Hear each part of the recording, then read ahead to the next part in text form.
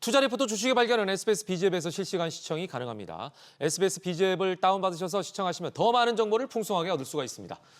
자, 2025년 여름 삼성전자가 반도체 사업에서 대단히 중요한 분기점에 와 있는 듯합니다.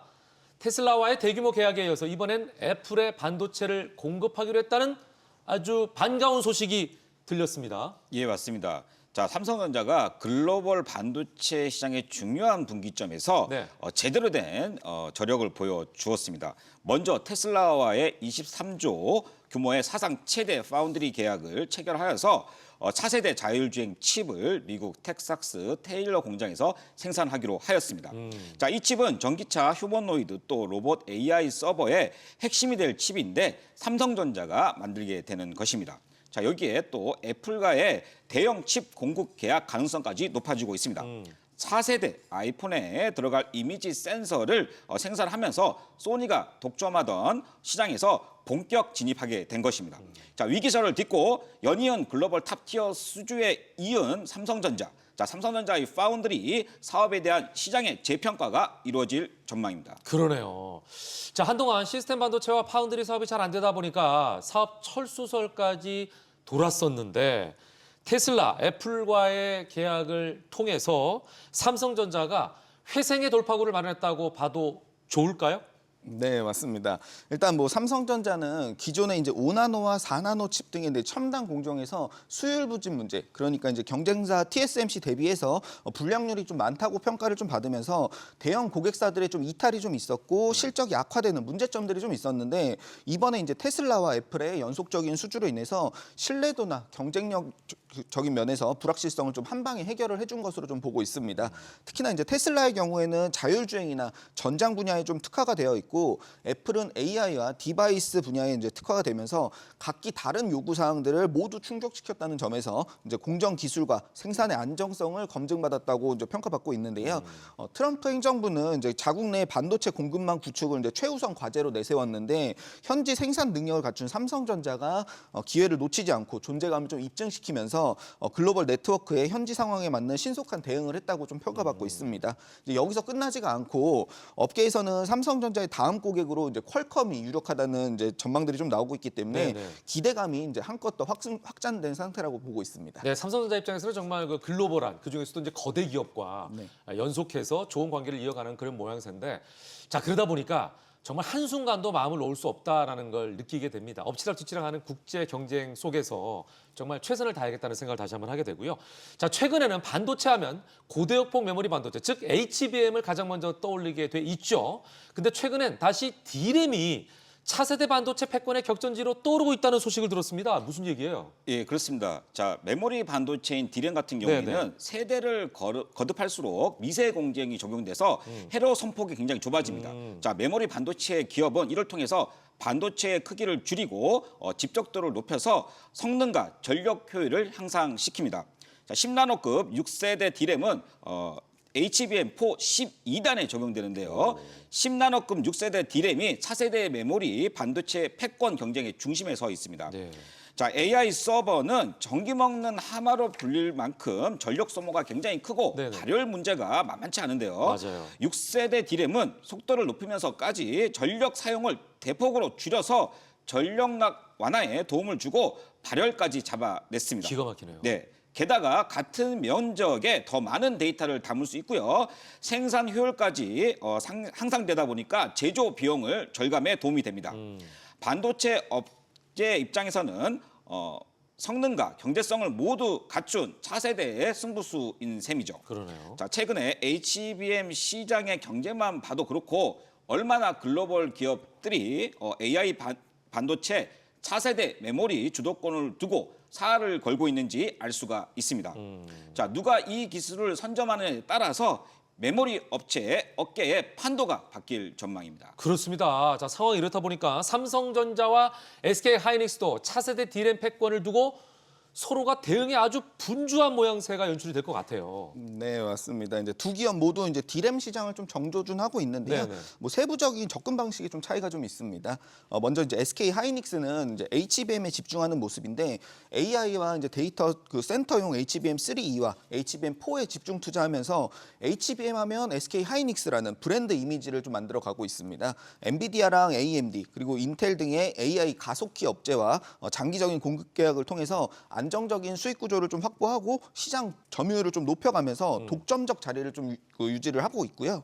반면에 이제 삼성전자는 지난 1분기부터 6세대 디램 제조를 위한 장비를 순차적으로 좀 발주하기 시작을 했습니다. 삼성전자는 이전 세대에 저지른 실책들을 좀 만회하기 위해서 SK 하이닉스보다 먼저 이제 원시 디램 대량 양산에 이제 총력을 좀 기울여 왔고요. 이 원시 공정을 활용한 디램을 HBM4에 이제 적용할 계획입니다. 또 삼성전자는 이제 전방위 제품으로 이제 포트폴리오를 좀 확장을 하고 있는 입장인데 DDR5와 LPDDR6 등의 전통적 디램 그 라인업을 좀 강화하고 차세대 공정인 GAA 기반의 디램과 CXL 메모리 등의 신개념 메모리 기술 연구까지도 범위를 좀 넓혀가고 있습니다. 지금 시장 변동성과 고객 맞춤형 대응이 우선시되면서 삼성전자의 수주 성공으로 좀 이어지는 모습을 좀 보여주고 있는데요. SK 하이닉스는 HBM의 수요를 집중해서 좀 봐주시고 삼성전자는 디램과 낸드 플래시의 이제 전 세계 시장 점유율이 떨어지는지 오르는지 이 관점으로 좀 봐주시면 좋겠습니다. 그러네요. 삼성전자와 SK 하이닉스 두 종목 다 투자자 여러분께서는 봐야 할 섹터가 조금 다르다. 집중적으로 좀 관심을 갖는 분야를 좀 변화를 가지고 하셔라 이 말씀인 것 같습니다. 자, 한편 삼성전자가 최근에 약 30년 만에 SK 하이닉스의 디램 사업 1위자를 내줬지 않습니까? 이번 계기로 역전의 발판을 마련할 수가 있을까요? 예, 2025년 상반기 메모리 반도체 시장에서 놀라운 반전의 결과가 나왔습니다. 네. 무려 30년 넘게 지켜온 삼성전자의 디램 점유율을 갖다가 SK 하이닉스가 탈환한 것인데요. 1분기 점유율이 약 36%로 삼성전자의 34%를 앞선 것이고요. 네. 이번이 최초입니다. 그러네요. 자, 특히 하이닉스는 HBM 시장에서 점유율을 60%에 육박하면서 엔비디아 같은 글로벌 빅테크들의 러브콜을 한 몸에 받아왔습니다. 말 그대로 HBM은 하이닉스다라는 공식이 통할 정도였는데요. 하지만 아직 승부는 끝나지 않았습니다. 2025년 하반기 삼성의 반격과 시장 변수에 따라서 판세는 언제든지 바뀔 수가 있습니다. 그렇죠. 앞서거니 뒤서거니 최정상을 다투는 K2K 반도체가 앞으로 어떻게 신기술로 중국의 추격을 따돌리면서 K 반도체의 메모리 위상을 수성할지 지켜보면서 주식의 발견을 하는 것이 좋겠다는 판단입니다. 그러네요. 예. 자, 산업의 쌀로 불리고 있는 반도체는 글로벌 기술 패권 전쟁의 핵심 대상으로 요즘 같은 AI 시대의 중요성이 더 부각되고 있는 모양새입니다.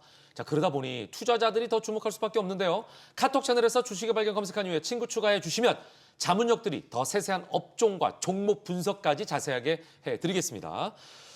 삼성전자가 엔비디아의 HBM을 공급하게 되면 비메모리에 이어서 메모리에서도 호재가 연이어 터지게 되는 모양새인데요. 도대체 엔비디아 공급은 언제쯤 될까? 투자자들의 관심이 그래서 쏠리고 있습니다. 그 시기를 언제로 예상하고 계십니까? 네, 뭐 곧 임박한다고 말씀을 좀 드리고 곧. 싶습니다. 네. 네. 엔비디아의 HBM3E에 대한 납품이 이제 계속 지연되면서 이제 삼성전자가 SK 하이닉스에게 경쟁력적인 부분이 좀 뒤처지고 있었는데 뭐 지난 8월 그 12일이었죠. 이제 공식적으로 HBM3E에 대한 12단 제품 공급이 이제 확정됐다는 기사가 좀 나왔습니다. 이제 여기서 오는 기대감 또한 이제 더해진 입장입니다. 정확한 이제 공급 규모나 일정은 뭐 따로 확인해 줄 수 없다고 좀 밝혔는데 기존의 HBM 8단보다 수익성이 더 높은 12단 제품을 공급하기로 했다는 점에서 유의미한 결과를 좀 도출했다고 평가받고 있습니다. 이제 애초에 계획된 이제 6월 초 공급 일정보다는 조금 더 지연이 됐지만 이제 8월을 넘기지 않았기 때문에 연내 안에 그러니까 올해 안에 HBM4에 대한 그 조기 진입까지도 긍정적인 전망이 좀 더해지고 있는 입장입니다. 8월 28일에 엔비디아의 2분기 실적 발표가 좀 예정이 되어 있는데요. 실적 발표에서 루빈 이제 AI 이제 GPU죠. 이제 발열과 패키징에 대한 이슈를 얼마나 잘 해결했는지에 따라서 삼성전자의 HBM4 진입에 대한 부분을 전망할 수 있을 것으로 좀 보고 있습니다. 이제 우리가 기다렸던 이제 HBM3에 대한 엔비디아 공급이 이제 확정된 만큼 삼성전자의 DS 부분에 대한 실적 턴어라운드를 하반기에는 좀 기대할 수 있을 것으로 전망하고 있습니다. 네, 그렇습니다. 자, 국내 반도체 대장주 아주 투톱 SK하이닉스와 삼성전자 이야기를 하고 있는데요. 이 SK하이닉스에 쏠리던 시선이 최근에는 삼성전자로 향하는 모양새입니다. 삼성전자의 주가가 그런데 안 올라도 너무 안 오른다는 그런 시선들이 많았거든요. 자, 이제야 상승의 기운을 받은 모양새인데 남은 하반기 상승세 유지가 가능하다고 보십니까? 예, 그동안 삼성전자 같은 주가 같은 경우에는 자, 파운드리와 HBM 같은 AI 반도체 핵심 그 반도체 분야에서 경쟁사보다는 성과가 더 좋고 네. 그다음에 대형 신규 고객 확보도 늦어졌기 때문에 그동안 유독 삼성전자 주가만 부진했었습니다. 네네. 그런데 최근에 분위기가 좀 바뀌고 있습니다. 삼성전자 파운드리 사업부의 가치가 재조명되고 있고요. 네. 테슬라와 애플이라는 초대형 고객사 수주가 연이어 전해지면서 시장의 시선이 다시 삼성전자로 향하고 있습니다. 특히 올 하반기부터는 엔비디아양 HBM 양산이 본격화될 것이라는 기대감이 여전히 해서 외국인 매수세까지 꾸준히 유입되고 있는 상황에 있습니다. 이래서 주가는 지금 탄력을 좀 받고 있기 시작한데요.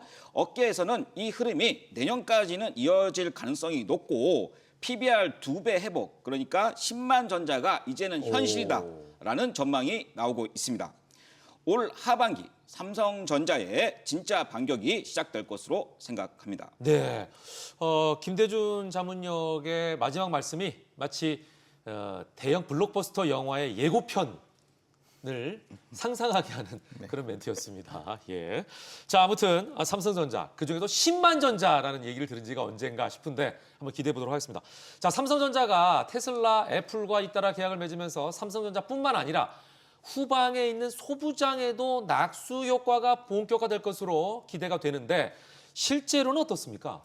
네, 뭐 지금처럼 이제 대형 고객사의 첨단 제품의 이제 수주가 좀 확정이 되면은 그 생산 공정에서 쓰이는 이제 소재와 부품 그리고 장비까지 이제 수요가 동반 확대되기 때문에 중소형 협력사들의 매출 개선과 기술력에 대한 부분도 동시에 끌어올려줄 수가 있습니다. 특히나 이제 중소형주들이 더 주목을 좀 받고 있는데 펀더멘털의 개선 강도를 이제 상회하는 주가 상승들이 이제 소부장주들에게서 이제 매번 나왔기 때문에 이번에 이제 테슬라와 애플양 수주에 대한 기대감은 뭐 삼성전자에만 국한되지 않고 중소형주로 좀 넘어갈 것으로 전망을 하고 있습니다. NH증권에서는 이제 원익 IPS의 6세대 10나노급의 공정 라인 투자와 M15X에 대한 매출 인식을 좀 강조를 해줬고요. SK증권은 이제 코미코의 미국 성장에 대한 잠재력에 대한 부분, 그리고 DS증권은 SNS텍의 EUV 극자외선 블링크 마스크에 대한 시장 진입에 대한 가시성을 높게 평가하면서 목표가를 계속해서 상장시킨 입장입니다. 그렇습니다. 자, 한편 미국의 트럼프 대통령이 반도체 100% 관세 부과를 언급했지만 그 와중에도 미국 내 생산 시설을 보유하거나 건설 중인 기업에는 면세를 하겠다. 그러니까 면세 가능성이 높다라고 했는데요. 그렇다면 우리나라 반도체 산업에는 크게 영향이 없을까요? 예, 지금 현재 미국에서 추진 중인 100% 반도체 관세는 해외 생산 후에서 미국으로 수출하는 제품에 지금 적용되고 있지만 삼성전자와 SK 하이닉스는 미국 내 생산 시설을 지금 보유하고 있기 때문에 일부 면세가 지금 가능하다고 보여지고 있습니다. 물론 주요 물량은 여전히 미국 밖에서 생산돼서 관세 부담이 상존하긴 합니다. 그러나 메모리 반도체 같은 경우에는 삼성전자, 하이닉스, 미국의 마이크론이 상강 체제입니다. 특히 D램, HBM은 한국 기업의 점유율이 절대적이다 보니까 미국도 마이크론만으로는 안정적인 D램, HBM 공급망 유지가 어렵기 때문에 한국 기업과 잘 협력할 수밖에 없습니다. 자, 실질적 타격은 제한적일 것으로 판단하는데요. 삼성전자 그리고 삼성전자 파운드리 비즈니스의 대부분은 미국 현지에서 할 것으로 보여서 관세로 인한 리스크는 그래도 상대적으로 좀 낮지 않을까 그렇게 전망하고 있습니다. 네, 다행인 것은 이제 선제적으로 어떻게 보면 미국의 공장도 이미 갖고 있고 거기 생산하는 물량들이 있기 때문에 충격은 좀 덜할 것이다. 예, 이런 맞습니다. 예상이 되는 거군요. 자, 트럼프가 반도체 관세를 발표하면서 스마트폰, PC 등 이 반도체 파생 상품을 포함할 건지 함께 공개할 예정이라고 밝혔는데 완제품이 파생 상품 목록에 오르면 내장된 반도체까지 면세 대상이 될지 불투명한 거 아닌가 싶어요. 네, 맞습니다. 이제 트럼프 대통령이 상호 관세에서 이제 반도체 그 생산에 대한 부분은 이제 100% 면제가 이제 거의 유력해진 상태라고 보여집니다. 네. 이제 다만 이제 미국의 생산 공정이 이제 추가된다는 전제 조건이 좀 있긴 하죠. 네. 하지만 이제 반도체에서 파생돼서 나오는 이제 스마트폰과 태블릿 등에 대해서는 이제 관세가 좀 부과될 수 있다는 전망들이 좀 나오는데 업계에서도 이제 오락가락하는 미국 정부에 대해서 상황을 좀 예의주시하고 있는 입장이고 특히 이제 전자업계에서 지금 비상이 좀 걸려 있는 상황입니다. 관세 면제 범위가 어디까지 인정되느냐가 이제 관건인데 미국 정부의 이제 애플 살리기 행보가 좀 이어지고 있는 만큼 미국 내 제조와 조립 비중이 높은 애플 제품이나 그 핵심 부품에 대해서는 이제 관세 면제 범위를 좀 넓혀주는 방향이 유력할 것으로 좀 보고 있습니다. 이제 완제품들이 이제 반도체 파생 상품에 포함이 된다면 여기에 들어가는 AP와 메모리 그리고 이제 센서 등도 자동적으로 이제 면제 혜택을 좀 받을 수가 있고 애플뿐만 아니라 부품을 공급하는 삼성전자와 SK 하이닉스 등의 이제 글로벌 반도체 업체들도 간접적으로 이제 수혜를 좀 받을 수 있을 것으로 보고 있습니다.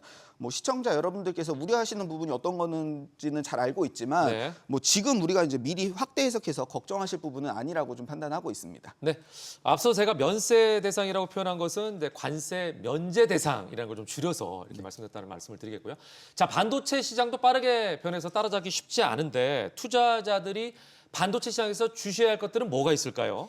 예, 반도체는 기술의 그 속도가 워낙에 빨라서 네. 주식 투자로서 좀 대응하기가 쉽지 않은 섹터입니다. 자, 기술이 조금만 바뀌어도 기존 장비가 순식간에 대체가 될 수 있기 때문에 투자자는 이 구조적인 특성을 좀 이해하고 투자에 임하셔야겠습니다. 또한 이제 이 반도체 장비 분야에서 보면은 한 번 납품이 성사되면은 교체 주기가 오기 전까지는 매출이 장기간 부진하는 경우가 많다는 점도 유의해야 합니다. 결국에는 이제 기술이 빨리 변하다 보니까 신기술을 가진 그 성장 기업보다는 기존 사업에서 안정적인 캐시카우를 확보하고 미래 성장 기술까지 준비하는 기업이 장기적으로 훨씬 유리합니다. 그러네요. 자, 실적 안정성과 성장성이 함께 있는 종목이 변동성 구간에서도 주가적으로 대응하기 쉽고요. 그리고 장기적으로 봤을 때 수익률도 훨씬 안정적이라고 볼 수 있습니다. 네. 자, 이 반도체 분야만큼은 워낙 빠르게 변하니까 김대중 자문장의 말씀처럼 신생 기업이 갑자기 뛰어오르기는 쉽지 않을 것 같아요. 그죠? 그러다 보니까 안정적인 이 베이스를 갖고 있으면서 성장을 지속적으로 하는 기업에 좀 더 관심을 가져라. 이런 말씀을 다시 한번 전해드리겠습니다. 자, 빠르게 변하는 시장, 수많은 종목 중에서 무엇을 선택할지 고민되시죠? 오늘의 핵심 테마 속에서 자문역들이 직접 금은동 종목을 엄선해서 여러분께 전달해드리고 여러분의 투자에 대한 판단을 도와드리도록 하겠습니다. 종목에 관한 분석이 궁금하시다면 주식의 발견 카톡 채널에서 검색한 이후에 친구 추가해 주시기 바랍니다. 자, 자문역들의 세심한 분석과 함께 관련 종목의 리포트까지도 받아볼 수가 있습니다. 오늘은 박상훈 자문역과 함께 반도체 관련 금은동 종목을 지금부터 뽑아보려고 하는데요. 먼저 동메달부터 공개해드리겠습니다. 네, 오늘 저와 함께 이제 반도체 금은동 종목을 좀 알아보실 텐데 제가 먼저 선정한 동메달 기업은 바로 하나마이크론입니다. 하나마이크론. 네, 먼저 이제 인적 분할과 지주회사로 전환된다는 우려가 좀 있었는데 주주들의 이제 반발이 좀 있었고 결국 회사는 인적 분할을 좀 철회하면서 주가가 17% 이상 급등하는 모습이 좀 나타났었습니다. 결국 이제 리스크가 이제 완화됐다라는 뜻에서 이제 높은 점수를 좀 줄 수가 있었는데요. 이제 하나마이크론의 이제 사업부는 두 가지로 좀 나뉘는데 반도체 패키징과 테스트 분야입니다. 먼저 패키징 분야에서 그러니까 그 반도체 웨이퍼 칩을 외부로부터 이제 보호하고 정기적 연결이 가능하게 만드는 이제 반도체 과정인데 팬아웃 그 웨이퍼 레벨 패키지라고 해서 이제 초소형 고성능의 패키징 기술이 삼성전자의 PLP와 이제 TSMC의 인터레스트 팬아웃과 경쟁이 가능한 수준의 국산화 기술을 갖췄다는 게 이제 강점입니다. 반도체 테스트 분야에서는 이제 고주파와 고속 인터페이스까지 이제 전공정의 그 테스트 역량을 좀 갖추고 있어서 HBM과 DDR5 이제 다음 세대의 반도체죠. 이제 고성능 반도체에 대한 수요가 폭발하면서 이제 후공정 분야에서 이제 핵심 플레이어로 자리 잡고 있는 상태입니다. 반도체 기업들은 1분기 실적이 전반적으로 좀 좋지가 않았음에도 불구하고 이제 무난하게 흑자 기조를 좀 이어갔고요. 개인적인 욕심이지만 이제 11,500원까지 조금만 더 후퇴를 해준다면 완벽한 매수 타점이 좀 나올 텐데 이제 강한 투자 심리 때문에 하락이 좀 더해지지 않을 것으로 좀 판단을 하고 있습니다. 네네. 타점이 아직 아직 덜 잡힌 만큼 이제 분할 매수 관점으로 좀 봐주시면 좋겠고 목표가는 16,000원 중반까지 책정을 해드리도록 하겠습니다. 네, 타이밍을 잘 보시기 바랍니다. 반도체주 동메달은요, 반도체 패키징 테스트 전문 기업인 하나마이크론이 따냈습니다. 자, 이번에는 은메달 종목을 확인해 보겠습니다. 은메달 영광을 차지할 종목은 뭔가요? 반도체주 은메달 기업은 바로 리노공업입니다. 리노공업은 반도체 테스트 인프라 기업에 숨어있는 강자라고 좀 말씀드릴 수 있는데요. 네. 리노공업은 반도체 산업의 이제 핵심 테스트, 소켓 분야에서 세계적인 경쟁력을 좀 보유한 기업입니다. 특히 이제 비메모리와 메모리 반도체에 모두 적용 가능한 이제 소켓에 대한 생산 및 솔루션을 좀 보유하고 있습니다. 특히 이제 설계부터 가공하고 사출하는 전공정의 이제 90%를 좀 내재화시키면서 원가 경쟁력이 좀 높기 때문에 다른 반도체주들에 비해서 이제 재무적인 강점을 좀 보이고 있는데요. 영업이익이 무려 이제 40%에 육박하면서 제조업 기준으로 10에서 15%에 비하면 이제 상당히 높은 수준으로 이제 높은 수준이고요. 업황 개선과 HBM 그리고 첨단 패키징용 소켓의 수요가 증가하면 증가할수록 이제 이익이 이제 곱절로 늘어나는 이제 구조를 좀 갖추고 있습니다. 역시나 이제 주요 고객사가 이제 삼성전자와 SK 하이닉스를 포함해서 퀄컴과 애플, TSMC 등의 이제 빅테크를 포함해서 1000여 개의 고객사를 좀 두고 있다는 점도 기대감을 좀 높이는 요소입니다. 또 하나 이제 주목하실 부분은 배당 성향이 상당히 좀 높습니다. 이제 순이익의 40%까지 배당을 좀 책정하면서 장기적인 투자에 대한 이제 매력까지 좀 갖추고 있는데 메리츠 증권에서는 2분기 매출액이 이제 47% 이상 증가할 것으로 전망을 좀 했고 높은 배당까지도 좀 노려볼 수가 있겠습니다. 6월 초 급등으로 이제 매수 타점이 계속 잡히지 못했었는데 7월 말 조정이 나타난 부분을 이용해서 매수를 좀 공략할 수가 있겠고 목표가는 이제 6만 원까지 책정을 해드리도록 하겠습니다. 네. 다양한 이유가 있네요. 자, 반도체주 은메달로 리노공업을 뽑아줬습니다. 자, 이제 마지막으로 금메달을 알아볼 텐데요. 잘 아시는 것처럼 금메달 종목은 방송에서 공개하진 않습니다. 오직 주식의 발견 카톡 채널에서만 공개가 가능하니까 여러분께서 주목해 주시고요. 금메달 종목명이 궁금하시다면 주식의 발견 카톡 채널 검색한 이후에 반드시 친구 추가해 주시면 되겠습니다. 자, 이제 금메달 종목에 대한 힌트를 드리겠습니다. 네, 오직 이제 주식의 발견 카톡 채널에서만 공개하는 반도체주 금메달 힌트 좀 드리겠습니다. 금메달 기업은 이제 반도체와 이제 디스플레이 제조 공정에서 발생하는 유해가스를 정화하는 스크러버를 전문적으로 생산하는 기업입니다. 특히 이제 반도체가 열 안전성에 굉장히 좀 취약한데요. 고온에서 이제 웨이퍼가 좀 변형을 일으키기 때문에 이 부분을 제어하는 TCU가 좀 부각되고 있습니다. 또한 이 금메달 기업은 이제 부설기술연구소에서 최저 온칠러도 함께 이제 개발 중에 있는데 액침 냉각 솔루션까지 개발 기대감을 좀 모으면서 삼성 공조와 함께 이제 관련주로 포함이 되어 있습니다. 환경 장비 부분에서 영업이익을 좀 방어를 해줬고 TCU와 이제 스크러버 외에도 AS와 이제 리퍼비시까지 수익원을 좀 다변화시키고 있다는 점에서 금메달 기업으로 선정을 했습니다. 자, 이렇게 왜 금메달 기업으로 선정이 됐는지 전반적인 사항을 얘기해 주셨습니다. 그중에서 특별한 이유가 있겠죠? 네, 이제 금메달로 이제 뽑은 이유는 일단 부채 비율이 26%대로 상당히 좀 낮고요. 반대로 이제 유동 비율은 327%로 상당히 좀 높습니다. 그러니까 이 기업이 빌린 돈은 적고 그만큼 부채를 갚아낼 능력이 이제 크다는 뜻에서 재무적 안정감이 이제 높다는 강점이 좀 있습니다. 그리고 이제 이 기업을 좀 주목하는 가장 큰 이유는 사실 수급에 좀 있는데요. 작년 12월부터 저점을 갱신하고 나서 지금 상승 사이클이 좀 진행 중인 과정인데 외국인 투자자가 이제 수급을 좀 싹쓸이하고 있는 상태입니다. 특히나 이제 8월 초에 양도세 우려로 시장이 급락했음에도 불구하고 외국인과 기관이 이제 쌍끌이 매수를 좀 이어가고 있다는 점에서 중장기적 상승 시그널이라고 좀 판단을 하고 있고요. 수급이 좋은 만큼 2만 원대 저항 라인을 한 번에 좀 돌파해줄 가능성도 있기 때문에 낮은 가격을 기다리다가 이제 놓쳐버리기보다는 네. 이제 분할 매수 관점으로 1차 매수를 좀 진행해 보시길 권고드리겠습니다. 단기, 중기, 장기 이평선 모두 다 이제 19,000원을 이제 저점을 좀 가리키고 있기 때문에 해당 가격은 쉽게 붕괴되지 않을 것으로 좀 판단을 하고 있고요. 그래서 이제 19,000원 이 부분을 2차 매수 타점으로 좀 잡아주시고 목표가는 중기적으로 25,000원까지 책정되도록 하겠습니다. 네. 박상우 자문장의 반도체주 금메달 종목이 궁금하신가요? 지금 주식의 발견 카톡 채널에서 공개하니까요. 주식의 발견 카톡 채널을 검색한 이후에 반드시 친구 추가해 주시기 바랍니다. 종목명은 물론 분석과 투자 리포트, 주식의 A부터 Z까지 모든 걸 알 수 있는 전자식도 드리고 있으니까요. 많은 참여 부탁드리겠습니다. 모든 투자의 최종 판단은 투자자의 몫이니만큼 현명한 투자하시길 강조합니다.